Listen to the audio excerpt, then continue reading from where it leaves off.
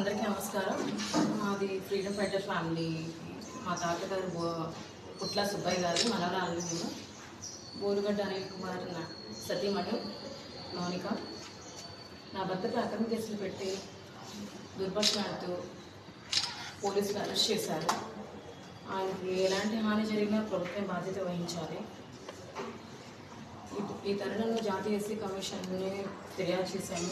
వాళ్ళు వెంటనే స్పందించి ఆ కేసుని విచారించడానికి ముందుకు తీసుకొచ్చారు. వారికి ధన్యవాదాలు తెలుపుకుంటున్నాను. నా భర్తకి ఎలాంటి హాని జరిగినా మానవ హక్కుల కమిషన్ ఆశ్రయిస్తాను.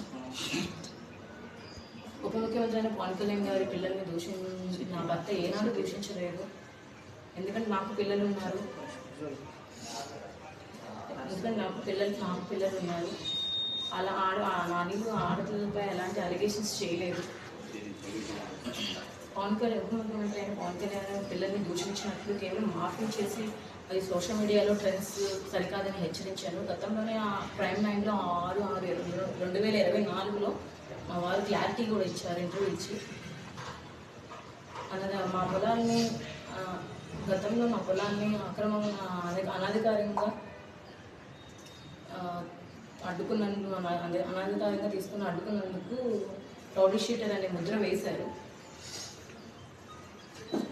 నా బతుకు ఎలాంటి హాని జరిగినా పూర్తి బాధ్యత ప్రభుత్వం వహించాలి. నేను దానికోసం న్యాయ పోరాటం చేస్తాను. కోర్టు పరంగా రామదాస్ అఠావలే గారు, కేంద్ర మంత్రి రామదాస్ అఠావలే గారు పూర్ణ గురించి అడిగి తెలుసుకున్నారు. అందులో ఆయనకి కృతజ్ఞతలు తెలుపుకుంటున్నాను.